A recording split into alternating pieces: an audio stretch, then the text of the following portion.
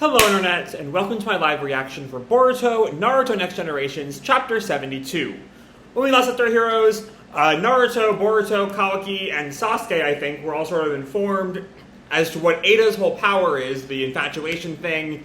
And that was really all the time he spent with the heroes, while spending a lot of time dealing with some shifting allegiances in the Code faction, as Amado is able to use Shikamaru's earlier offer of Eida joining up with the Leaf to drive a wedge between Code and Eida, to get Eida to sort of officially separate from Code, along with telling them that Kawaki, when Amado put the karma back in, Amado also put in an emergency shutdown code like we saw with Delta back during the Kawaki arc, and also something else that's for his, real objective, or something to that effect. The exact word choice escapes me right now. But in the end, Code ends up kidnapping Bug and booking it, while Eida, Daimon, and Amado head back to the Leaf Village for some sort of, deliberation, diplomacy thing, while Code declares revenge on Kawaki and everything he holds dear. The Hokage, the village, his friends, everything. So that's where we leave off. Let's dive right on into Chapter 72, Smaller and More Useful. Our picture here is a color cover of Momoshiki just sort of gazing down, oddly acting superior considering he can no longer ever revive, but okay, Momo, I see you. And we open back in the Leaf, with Kawaki being questioned by Shikamaru. I told you, I don't know anything. Amado restored my karma without my permission. And Shikamaru just counters back. So he said, but it seems he had some other motive, not just to help you. Does anything come to mind at all? I want to know that myself. I have absolutely no clue. In any case, now that Code's captured him, do Amado's motives really matter anymore, since he's likely a goner? How little you seem to know, Kawaki. How little you know. But Naruto stops him. Stop it, Kawaki. You shouldn't say things like that. And Kawaki just fights back. It's the truth. Why pretend otherwise? And then he's almost taunting Shikamaru, gives him a nickname. Hey, Shika. You're secretly glad, aren't you? To not have to deal with that shifty bastard. And Shikamaru kind of goes at him. Naruto blocks him off. What? You brat. And Naruto just stop. Worthless and upset. What a great combo. And Naruto just snaps, Kawaki, that's enough! And then a random shinobi wanders into the room, and Naruto turns to him, what? Apologies, but there's an urgent phone call for you, Master Shikamaru. From Mr. Amado? Just already announcing Amado's return. Shocking Shikamaru. What? And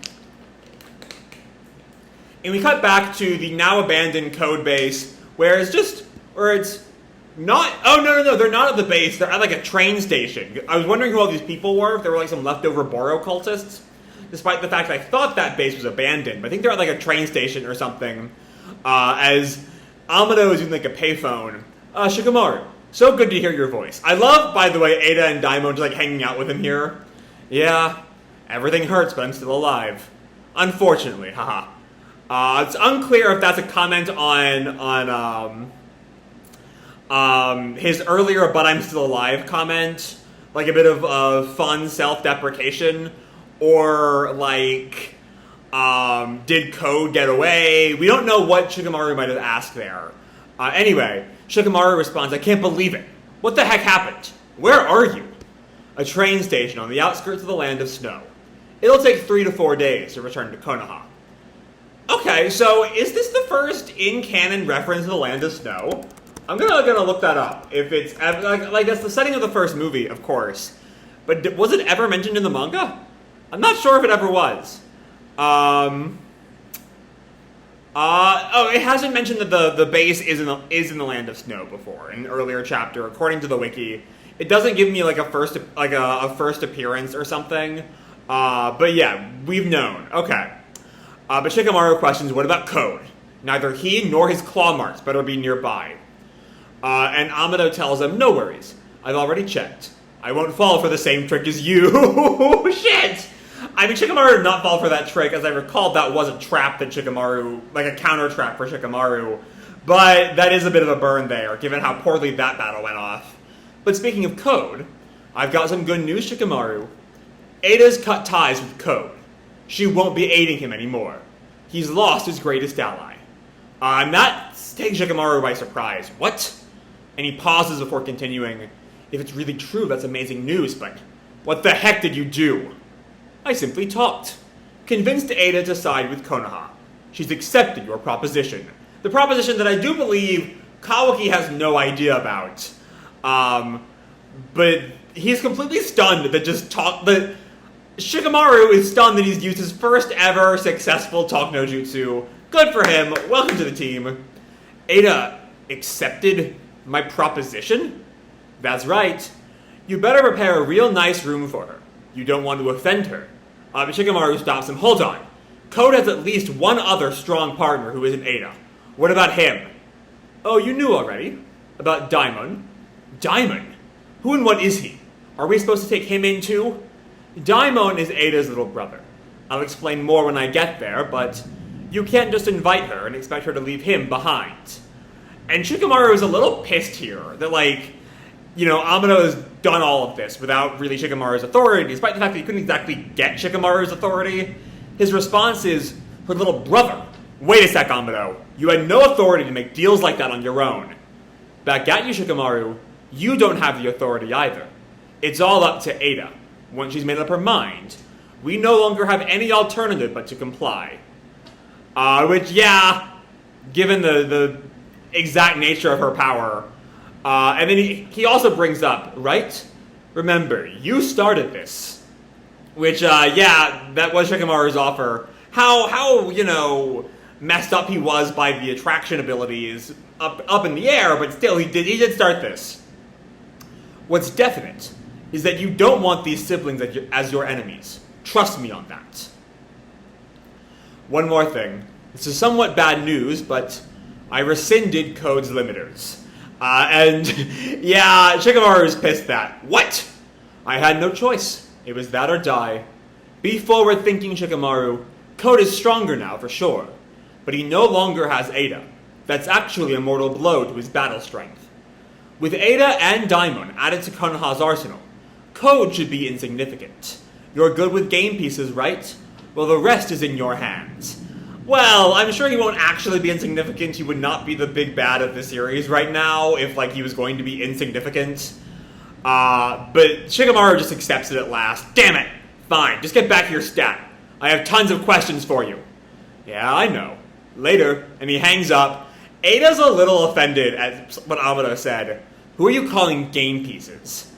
And Amado just calms her down. It's a figure of speech that's effective with Shikamaru. Whatever.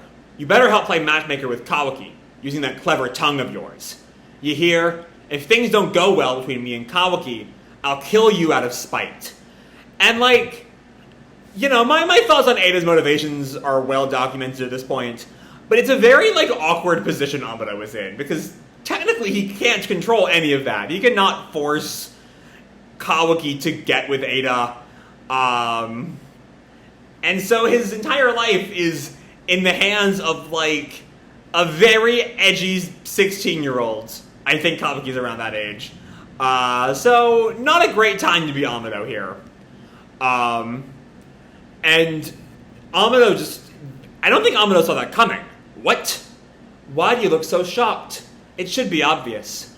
I'm almost irritated enough to kill you right now for giving me this ability to enchant the entire human race. Calling back to, the very deep frustration she has towards Amado that was sort of forgotten with the whole can get her Kawaki motivation.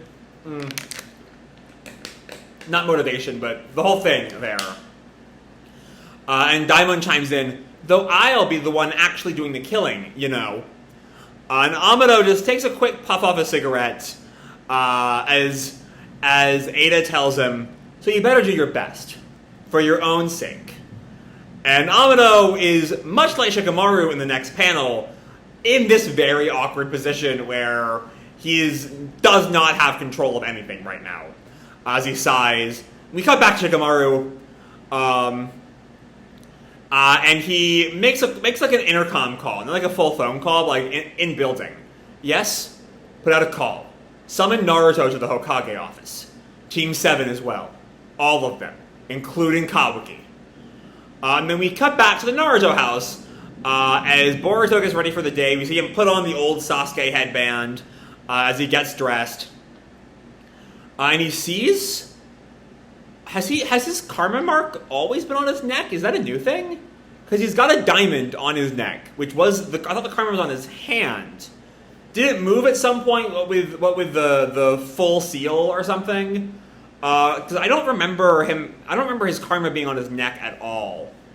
But he goes downstairs, gets his shoes, calls out, "I'm heading out." Hinata stops him. "Boruto, I heard you have a mission. Is it true?" And Boruto tells her, "Yeah, a direct summons from Uncle Shikamaru, no less. Team 7's been on total hiatus because of my karma, so Sarada and Mitsuki are champing at the bit." Has that been... Because I know that does not in any way jive with anime canon. Has that been... Or if it's been because of his karma since the fight with Ishiki that would not jive with anime canon, was that only introduced post Code fight in the woods? It's been a while since then, I don't quite remember, and I believe that chapter has been taken off of Manga Plus at this point, so I'm not quite sure if that's right. But I think it is. Anyway, and Hinata just tells him, "I see. That's great." Very kind of solemn there. And Boruto asks her, "Mom?" And we see a single tear falling from her right eye. She wipes it off. "Oh no, I'm so sorry. I didn't intend to be a mess. I mean, I know I need to see you off with a smile. It's just that..." And Boruto looks at her confused at the crying here, and Hima also comes in. "Whenever you head out somewhere, I just can't help thinking that this time, you're not going to come back." This is a weird thing to add here. Unless this was added as a result of the mist arc in the anime, where he very much did almost die. I don't know. Because he's headed out on missions before. And Boruto sort of takes her sadness there. Or maybe it's, also the whole thing where... Oh, right, because he did die! I forgot that he fucking died in the fight against Code. Which absolutely would draw these emotions out of Hinata. His first mission since literally dying a few chapters ago. Sorry, I got distracted with the anime there and forgot about what happened in the Code fight. And Boruto tells her, "I'm sorry to keep making you worry." Because I know the whole Boruto died thing is still top secret. Does Hinata know? Or does she just know that he was in a couple of very dangerous fights recently? I don't know. But Boruto goes on, "I don't know this mission's details yet, but it seems to be something only my team can carry out. So I don't really have a choice, do I?" Oh, and he just tells her here. It'll be alright. I mean, I even died that once, but I came back totally fine. Okay, so it really is just they know. I still think the rest of the village does not know, but I guess Hinata and Himawari do know. Or at least Hinata already knew. It's a little bit unclear the way Hima's leaning against the wall there. It sounds like she's eavesdropping, or it looks like she's eavesdropping, like she doesn't know yet. And then Boruto just goes on, "I'll come home, no matter what." And he turns back, "I promise." And Hinata just sort of pauses for a moment and just tells him, "Be careful, okay?" And Hinata smiles, and Boruto smiles at her and walks out the door. And you can say a lot about... I'm still sort of thinking... My problem with manga Hinata right now is that, I'm still sort of shaded by the whole scene where Naruto refuses to let her join the fight in the build-up to the Code fight, or during the build-up to Naruto's arrival to the Code fight. And so it's just it's this continuing trend of she's slotted into this sort of very stock mother character. And it's not that her being written, as a mom is inherently a bad thing or nothing. It's largely that it feels like that's what her entire character is most of the time, which is a problem for most of the Boruto era, I suppose. but it's just being brought up a good deal more right now because of that code fight. I don't know. Anyway, then we see some smoke as Boruto heads outside, and there is the specter of Momoshiki, just looking at him. And Boruto reacts, Momoshiki, and he just taunts him. You promised to come home? How irresponsible. And Boruto just mocks him, hey, freeloader, you can't resurrect anymore, right? Why are you still sticking around? Just fucking mocking the demigod in his soul. But Momo goes on, let me ask you, boy, why do you still cling to your meaningless existence, when you know your future holds nothing but despair? There still is, of course, those blue eyes comment that we learned as Boruto is resurrected has nothing to do with what's happened so far. But that gets Boruto's attention. What? I told you that you were going to lose everything, and that moment is rapidly approaching. And Boruto just growls at him. You shall despair, lose your will to live, enough to want to escape this world. And when that day comes, I shall take over, and live Uzumaki Boruto's life for you. Oh! So there is still, he can't revive forcibly. But if Boruto gives up, if he loses that will to live, I guess the fact that Momo's soul is still in there can, like, knock out Boruto's soul, I guess? But that shocks Boruto. What? Don't worry. All you'll need to do is just cower quietly in a corner of your psyche for eternity. I do not care about resurrecting anymore, since possessing your body shall yield the same result. It'll happen soon enough. No matter what form it takes, you were always meant to be my vessel. And Boruto just snaps. You bastard! I let you run your mouth, but I am not in agreement with this. I'd rather die than hand myself over to you. I won't let you die, ever again. You are my precious vessel, my life. No one can have you. And Boruto just snaps. That's my line, freeloader. I'm not sure what line of that was Boruto's line, but okay. You've outlived your time. Get lost. You're gonna shove my consciousness into a corner? Fine. If that's even possible, I'll make sure you can never emerge again. You'll be the one to despair in the future. And as Momo fades away, he tells him one last thing. Sputter all you want. Your fate is already decided. I look forward to it. Uzumaki Boruto. Hehehehe. And as he disappears, Boruto just yells, hey! Hold up, you bastard! And he runs into the garden. And he's gone, of course. And honestly, it's time for me to talk about something I've never quite understood. How does Momo see the future? Because that's not a Byakugan power. That's not an established Otsutsuki power. Is that a Momo-specific thing? Like we saw, the Sharingan, each Sharingan user had their own specific abilities. The Kamui was only from Obito and Kakashi's eye, for example. I forget what the other more unique abilities were. And we know that because Kawaki has the Ishiki karma, he can use the Sukuna Hikana ability. So does Boruto have some latent future sensing karma ability that he just hasn't worked out yet? Maybe. I mean, it still seems vague. The way Momo talks about it is like he doesn't even know. But anyway, Momo disappears, Boruto's unhappy, and Sarada and Mitsuki arrive. Boruto! Not quite knowing what's happening here. Just casual. Sarada's still in those shitty-ass ninja heels. Mitsuki just comments, oh, you look like you're prepared already. And Sarada comments, wow, that's pretty quick for you. Are you all pumped because of the mission? And Boruto barely hears them. He's still so wrapped up in the drama of what Momo just dropped at his feet that he is not focusing on that. Boruto? And Boruto just yells into the void, you gotta be kidding! Give me a break! I'll decide my own fate, thank you very much! And the gang just does not know what happened there. Huh? What is up with you? This is beyond pumped. You're being weird. And Boruto just jumps onto the roof of the yard and goes flying into the village. Oh yeah! And Sarada's just, hey, that's my line! Which is still not a weird thing to say there. Oh yeah? I don't know.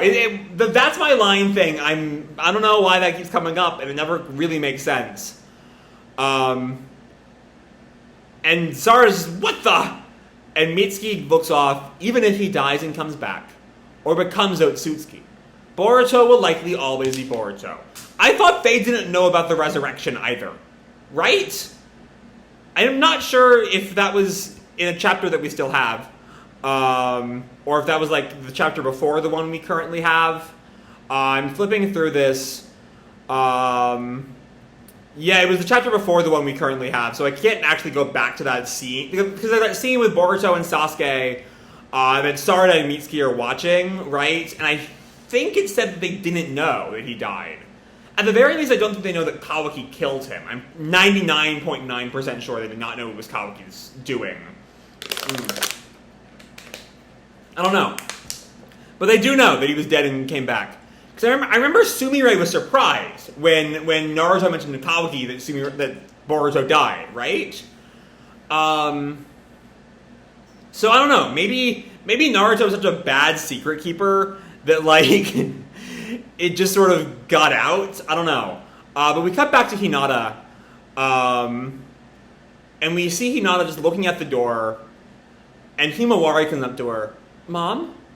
I was just thinking that if I became a ninja, maybe I could help Boruto out a little. Or would you worry even more? And Hinata just looks at her, Himawari, and that scene ends there, which is interesting considering the current manga arc. Because generally the anime does not, or the manga does not, the manga and the anime do not directly, like, oppose each other. You know, there's some things like Urashiki's role in the Chunin exam arc was not a thing in the manga. But by and that was still sort of handled weird when the anime got to, like, the Otsutsuki dimension, because, like, there was no sign of Urashiki on the monument thing. But normally there's very little, like, direct contradictions. But the anime has already put Hima in the academy. Like, that's the current arc. But here, it seems like she hasn't done that yet. Like, that if I became a ninja as opposed to when, which, like, both because of the academy arc and even the training, like, one-off from the pre-Kawaki days. Like, we should be beyond if? I don't know, I'm maybe, like, that just never happened in the manga, which is fair. When the anime adapts this scene, it'll be a little different. Like, replacing if with when. In the same way, the Mitsuki scene at the start of the Ao arc sort of was a little different, based on his development in the Mitsuki's disappearance arc. I don't know, but it's a weird thing, given the exact current anime arc we are in. But anyway, we cut back to Boruto, still headed to the mansion, as he looks at the palm karma. But we can still see he has the neck karma, which I just don't remember at all. I don't know. As Boruto just growls, I won't let you do as you please, Momoshiki. You hear? And they all fly off towards the mansion. And then we cut back to that same Otsutsuki dimension. Speak of the devil. As Code, you know, he's left his claw marks in the dimension, and he comes out, dragging Bug with him, who has just not had a good time. As Bug looks up, damn it. Could you be a bit more gentle? And he looks around and he realizes he does not know what this dimension is. We see, like, the monument to the Otsutsukis that Sasuke discovered. Which is interesting. Because looking at it now, we see two pairs, which are clearly Kaguya and Ishiki and Momo and Kinshiki. But there's also a third little thing. A third one of those, like, we can only see the corner of it. We can't see that it is a full thing. But it sure looks like one of those things. I don't know. But Code is not really concerned about that. He's headed towards the Ten Tails chamber. But Code sure is. Code takes a look at that. What is this place? And Code tells him somewhere you can normally only get to using space-time ninjutsu. I'm an exception. I come and go via the claw marks I placed when Jigen brought me. We'd be in trouble if they disappeared. And Bug just tells him, hey, I better be able to get out of here. And Code heads up to like the sky roof to look at the Ten Tails growling in its cave. And the Ten Tails just growls up at him. And Code just tells it, now, have you been good? And Bug is just stunned. Is this the fabled Ten Tails, to whom you're feeding the Hokage's son? Pesky Uchiha Sasuke can't come here anymore, but Boruto and Kawaki are full Otsutsuki now. They might master space-time ninjutsu before long. Then this place will no longer be secure. I'm not sure, is Kawaki a full Otsutsuki? I guess maybe it did the last bit of like the karma did this last bit of extraction now that Ishiki has no soul to possess. But okay. So yeah, space-time ninjutsu can learn that and get to the Ten Tails. And Bug just questions, not my problem, but what's your plan now that you're on your own? I mean, I do believe that Code is going to make this your problem, Bug. I feel like you don't quite understand your situation here. Just as you got your strength back. You get totally pummeled by Daimon, then cut off of your alliance, like being kicked when you're already down. I don't think that, like, Bug should be taunting Code here, because I feel like Code might very quickly just yeet Bug into the Ten Tails and have him die. But Code continues, honestly, Daimon's strength was unexpected. Truly on another level. I was outclassed. And Bug just tells him, that's why I tried to stop you from waking him. I really wished you'd listened. I just had a thought. Because my thought was, how could, like, if Code is realizing his own weakness, how will he get stronger? And there is a way he could get stronger. Is Code about to become a Ten Tails Jinchuriki? Are we about to see a Jinchuriki again? But Code just tells him, well, no use obsessing over the past. You know, I'm pretty messed up over my broken heart. Could you try being a bit sympathetic? Throw me a bone or two. Something about the way he's talking here is like creeping me out a bit. And Bug just questions, I just don't get you. How can you be so nonchalant under these circumstances? And Code just looks at him, isn't it obvious? Because things are actually okay. And that sort of panics Bug. That makes me think he's going to turn into a Jinchuriki here. Anyway, and he looks back down at Ten Tails. First, let's adjust the Ten Tails into a more manageable size. Adjust? And Ten Tails growls up at Code, and Code just spreads out his hands. And we see the claw marks spread all over Ten Tails' main body. The Ten Tails screams, Scream! And the claw marks just spread entirely, like, wrapping around the Ten Tails. Whoa! The claw marks are made by mixing just a little iron from my blood with physically embodied chakra. They're half material, half chakra. My hidden weapon. There used to be a limit to how many I could put out at one time, but the restored me can create enough to completely enwrap this behemoth. A previously impossible feat. Okay, is this a Jinchuriki ritual? Because I'm not sure it is. Let's see what Code's actually doing here. You've buried it in claw marks. What for? I told you, I'm going to adjust it. Smaller and more useful. Which is our title here, as the claw marks constrict. And we see the little, like, there's normally little, like, circular knobs on the claw marks. It extends into a spike. Shocking Bug. And those spikes emerge from all over Ten Tails and wrapping him. Is its body shrinking as those thorn-like things keep growing? A Biju is by nature a giant lump of chakra, so I'm simply splitting it up, like pinching pieces off of molding clay. Oh, that's a fair point. Yeah, the tail pieces are just giant chakra condensed into a body, and if you piece off that chakra, like Code can apparently do, it would be less chakra. And it just like, even those thorns are growing here. And Bug reacts, what's gonna happen now? And it seems like the thorns are falling off and trembling. Oh! He's making Zetsus. Okay, I thought Zetsus had to come from Infinite Tsukuyomi victims. That's what happened the first time. Given maybe a bit of Senju DNA, but how much of that was even real and not just Black Zetsu manipulating Madara is a whole other question. But that's not what's apparently needed here. This is just, or maybe it's just, maybe it's not really a Zetsu in the same way that, like, Zetsu was Zetsu. But, like, just the Ten Tails turned into a bunch of men with claw marks that Code can just appear from. And Bug is just taking my surprise here. What totally creepy.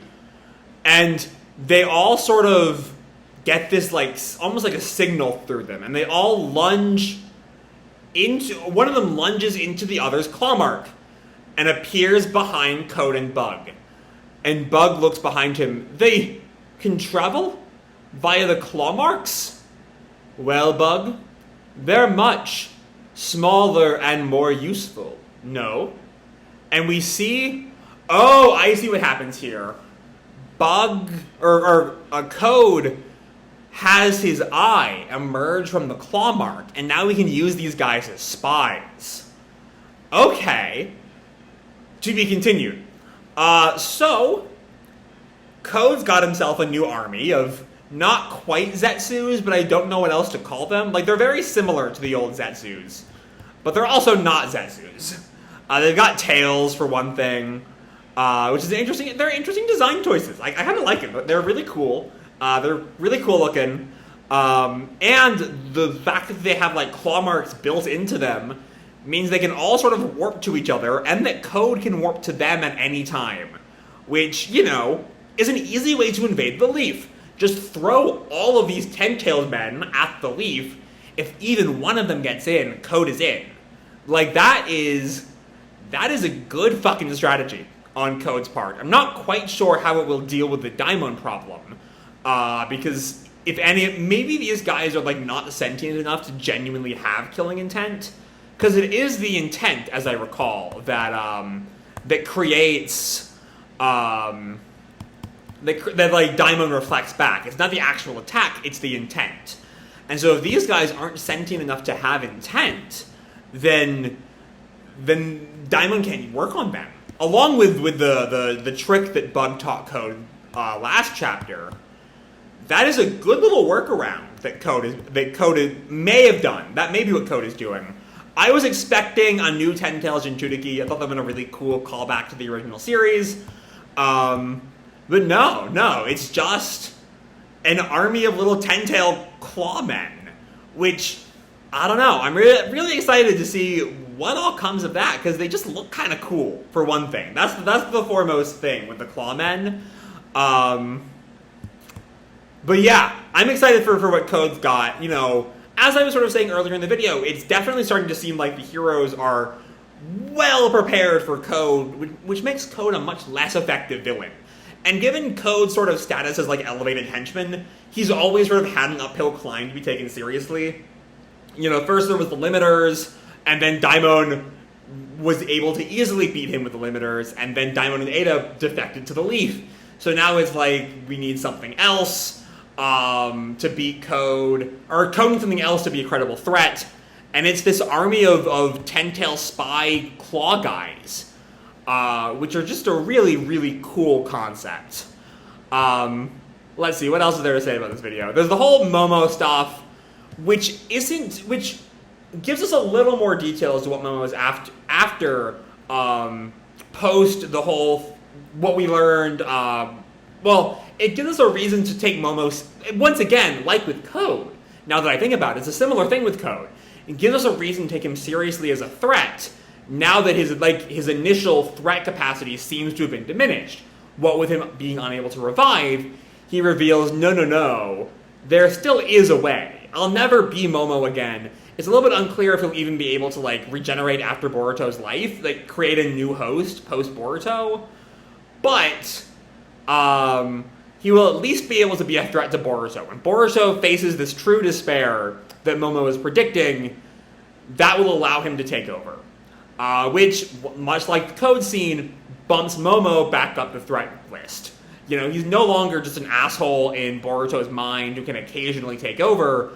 He might become the main personality, with Boruto at worst being this like sitting cowering quietly in a corner of your psyche for eternity, and maybe at best a presence to Momo like what Momo is to Boruto right now. We'll see.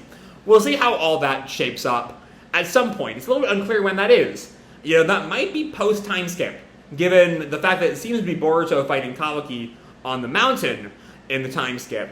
But the fact that Momo talks about, where's the line? That time is like quickly coming. Where is it? Where is it? That on page 18. That moment is rapidly approaching. Doesn't quite make sense if it's another like 3 years away, and Momo's only been in Boruto for like a few months. But yeah, Momo's a threat again. Something to worry about. We have this Hima and Hinata scene, which really is so randomly placed that I can only imagine it being a sign that maybe soon, maybe in some post-time skip era, Hima will be a player in whatever conflicts rise. She'll become a ninja, help Boruto, be a force in the world, in the way that she can't as an 8-year-old. I imagine, of course, the anime is going to do something different with that scene, given that she's already in the academy, but whatever. Stuff to think about later. And then we have, I do like, there's two more scenes I want to talk about. The Amado Shikamaru scene is really fun, both in the way they are outmatched by various opponents, even with Amado not realizing it. Amado thinks that he's pulled one over on Shikamaru. He's forcibly seized this authority to allow Eida to join them. Shikamaru is not really enthused by that, but to Amado, he's won this fight. He has sort of seized this power successfully. And then Eida just cuts in. And as much as I don't like her motivations, that cutting in this reminder of, I'm the one in control here. If things don't work for me, you're dead, no matter what you say. That's a good little, oh, right. Amado is not safe here. He is in a lot of danger. And then we have the Hinata scene. And in retrospect, I don't hate it.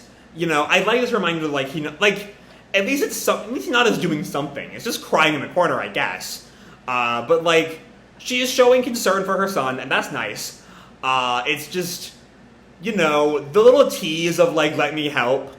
I really it just makes me wish we got more Hinata. That she was allowed to be an active role in the story, as we saw in Naruto. When Hinata gets to be an active role in the story, she's a great character. We just so rarely get to fucking see it, is my problem. But yeah, all in all, there's a lot of good stuff this chapter. Well, last chapter left me a little bit confused, the exact motivations rolling through everyone's brain as they made their choices. This one is just top tier. For the Momo conversation and the Code scene are the highlights. But all in all, it's just a damn good time, and leaves me very excited for next month. Because when this series hits, it just hits. So with that said, I'm going to leave this video off here. Hope you'll enjoy the chapter and the video itself. If you did, feel free to drop me a like or subscribe, or, do whatever makes you happy, And as always, your life is your own, okay? Bye!